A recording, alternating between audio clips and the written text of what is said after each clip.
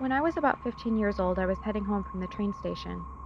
I had lived on a military base at the time, and it was about a 15 to 20-minute walk. I had just reached the entrance to a long, dark, and narrow alleyway when I heard the sound of music and a car approaching me from behind. I had moved as close to the walls as possible to allow the car to pass me, but they ended up turning slightly sideways and just cutting me off in my tracks.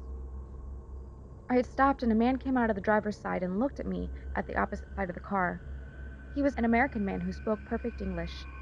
He attempted to greet me in poor Japanese, and then he asked to be my friend in English.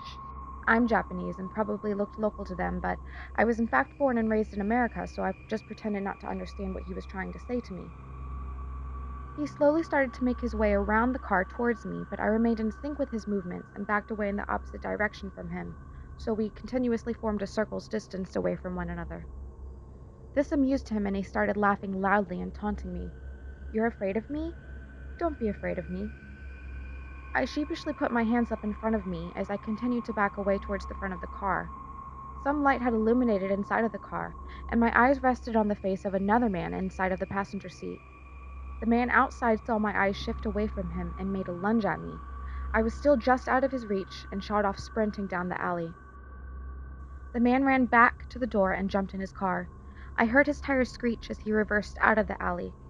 At this point, I thought that they may be going to leave and would leave me alone. As I neared the end of the alley, I heard the music and the car once again behind me. Their car reaches me at the same time I get out of the alley, and I run right past it and slip through some bars where only pedestrians are allowed to go. I can see the lights and fences at the gate to the base, and I am so relieved. I feel finally safe. Or was I? It had never dawned on me at the time, but a few weeks later I had realized that the American man was very close to this base. He must have been a soldier and tried to take advantage of the Japanese local girls that find shame in rape. He probably didn't realize that I am an American until he saw me run through the gates. Nothing ever came of it, but how many times could I have possibly passed him in the commissary on a normal day afterwards?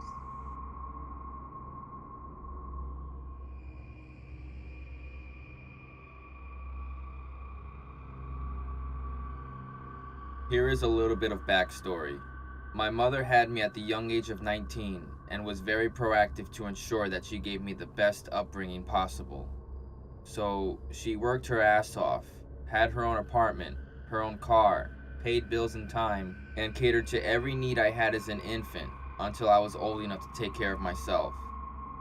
She's pretty amazing, and so is my family. Both my father and mother's side of the family were there whenever my mom needed someone to watch me when she had to go to work, but sometimes not all schedules aligned and had to resort to hiring babysitters. I was told that she posted some flyers in popular places and cafes to get a larger audience in hopes of someone contacting her, and which to her surprise, she received some feedback and hired a wonderful girl named Rachel. Sounds pretty casual and anticlimactic to some, including myself, but to my surprise, I found out that the process of finding a babysitter was much more difficult and unsettling, to say the least. I didn't find this out until I was in high school, 3 years ago when I was in my junior year, after a volleyball game I was in. My mother and I were laughing about something when we were leaving the school doors and out to her car to head home for the night when a lady stopped us. Now, I've seen this lady around my school, usually after hours, to clean and take out the trash. She was a janitor, and I never really thought about her deeply before until she stopped us that night. It was evident that she had special needs, and I don't mean that in any bad or degrading way. It was clear that she was excited to see me, and it was also clear that my mother was uneasy when she put her arm around my waist and told me, "I know you. I used to babysit you when you were younger, when you was just a wee baby. I used to see you a couple times a month. We were practically best friends." She even mentioned my name. To my knowledge, I had no idea who this woman was, at least personally. Immediately confused, and before I could say another word, my mom pushed me out the door and hastily walked to her car. She didn't say a word the whole ride home, and I didn't ask any questions. A few days passed, and I brought the situation up to my mom randomly. I could tell she was disturbed at the thought of it, but she ended up sitting me down and telling me the story of when she was looking to hire someone to babysit me. The lady I had met at school that night had contacted Mom regarding her flyer. I guess they went to the same school, which also happened to be the school I went to. And since we live in a very small and rural town, she knew where my mother had lived. When my mom respectfully declined, the lady got obsessive with her and I. She would call Mom every day, visit her at work, and even wait outside of her house to try and change her mind on hiring her. She would even write letters to my mom and stick them in the mailbox. It got to the point when one day my mom woke up from a nap to her sitting on the floor in the living room and playing with me as I laughed with joy.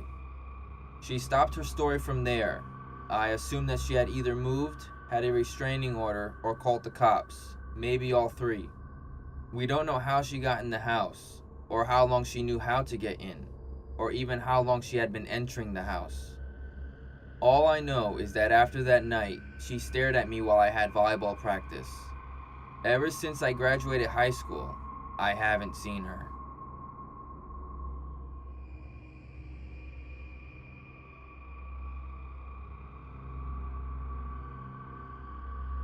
I was 17 years old, and it was around 3 in the morning, and I had just left my boyfriend's house. I was so hungry, so I decided to stop by a McDonald's on my way home. It was late, so of course the streets were quite empty in my very small town at the time. Not unusual. I pulled into the McDonald's, and I am the only car in the drive-thru. I simply ordered my chicken McNugget meal, paid, got my food, and pulled out to the stop sign to check for traffic before pulling out to leave. As I'm doing this, a man walks up about to cross the street in front of me. He looks at me, and I wait for him to go ahead and cross. That's when he locks eyes with me and starts running full speed towards my vehicle with his hand out reaching for the door handle. I screamed so loud and hit the gas and took off into the intersection without even looking for traffic. Luckily, I did because I realized on the way home that my doors hadn't been locked. I have no idea if he was on drugs or if he was up to something else, but I am so glad that I escaped.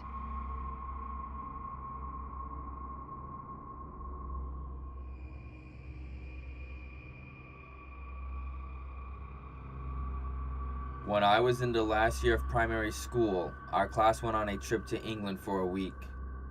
I was 11 at the time. The trip was to an old mansion in Lockerbie. Before I even entered the mansion, my friends were already joking that the mansion looked like something out of a horror film. I guess it did, but I didn't think too much of it. Me and a couple of my friends were sharing a room for the week and were looking forward to the various activities that were on offer at the mansion, such as rock climbing and quad biking. But on our first night was when things went bad.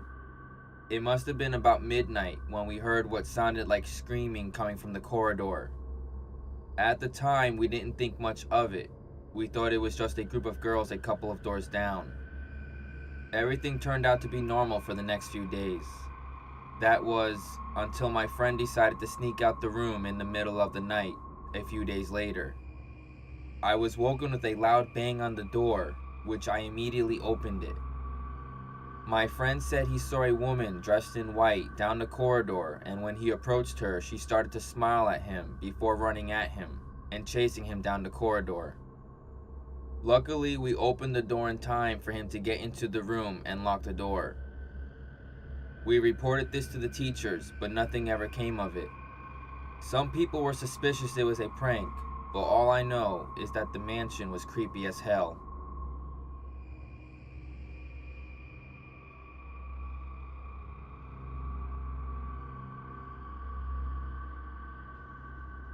This occurred a really long time ago. I was probably around 4 or 5 years old at the time. My aunt was just starting up a child daycare, and I was her very first customer. My mother used to pick me up around 8 p.m. every day, and we would catch the bus at the corner home.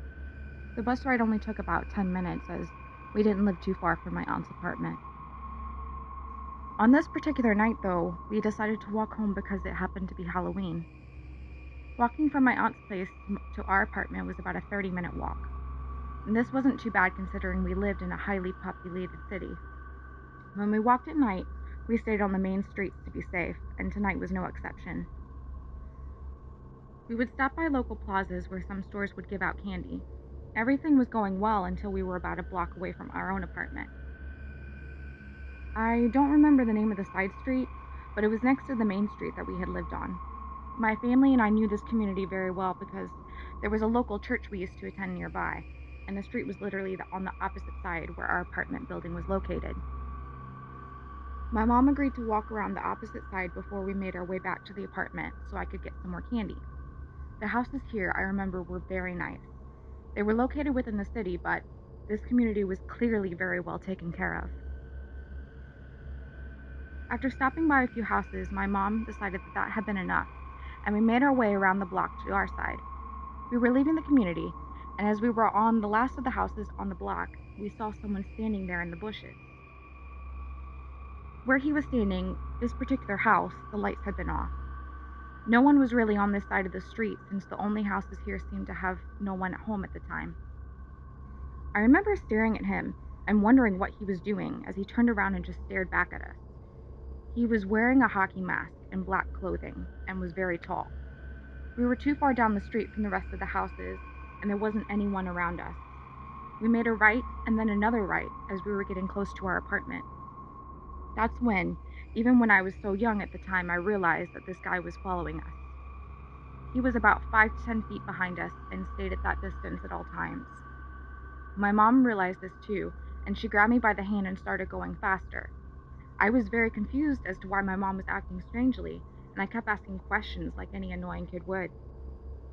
The man started shouting at us and asking us where we were going, demanding that we stop, and telling us that we had to stop and talk to him.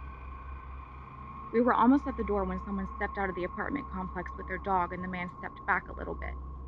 This gave my mom the opportunity to type in the security code and open the main lobby. As we waited for the elevator to come down, the man stood outside looking into the glass doors and tapping on them, still wearing the ski mask. He kept saying to have a nice night and for us to realize just how lucky we were. The danger the man might have been didn't dawn on me until I was much older, and now I'm thankful that he didn't attempt anything while we were on the side of the block where no one else was.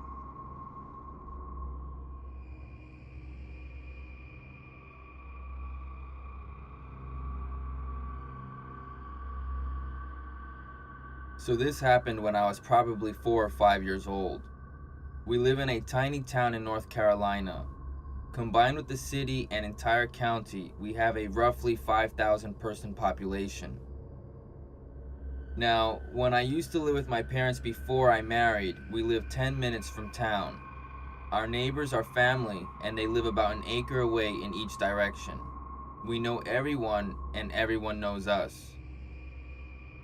When I was young, I had a particular fear of leaving my curtains up at night. I had to have my windows covered before I could sleep.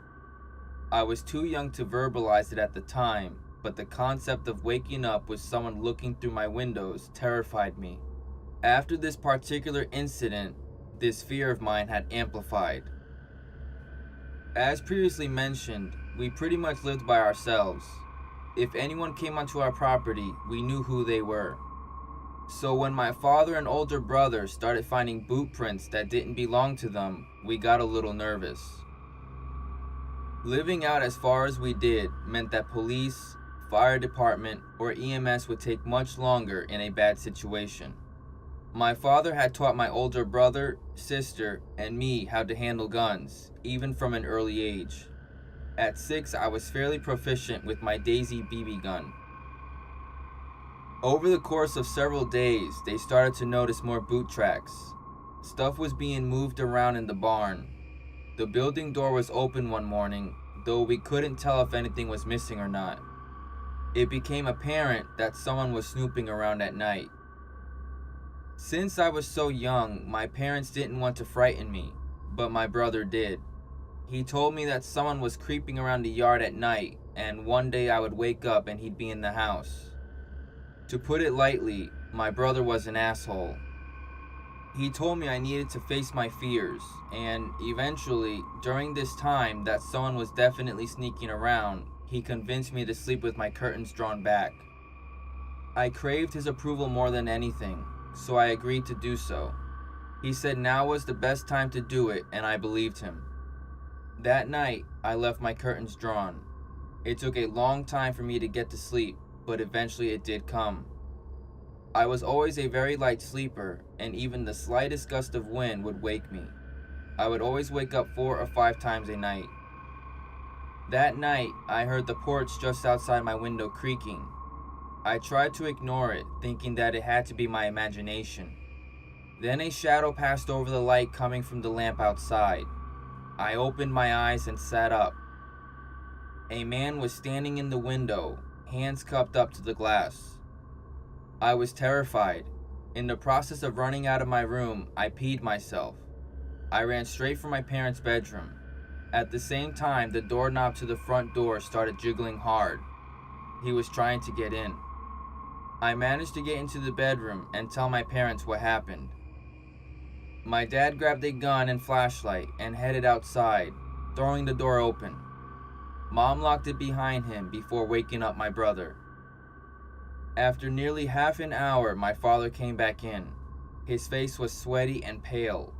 He sent my brother and I to bed, but we both sat up and listened. My father had found a tarp and blankets set up about half a mile into the woods, just off the logging trail that had been dug in some 20 years previously. From what I could hear, it looked like the guy had been there a while. Dad apparently tore the place apart. He'd had sight of the guy, but lost him in the end. The police came and took statements from my parents and had a look in the woods, but didn't find anything. They figured he wouldn't be back anytime soon. We never saw him again, and now I always sleep with my windows covered.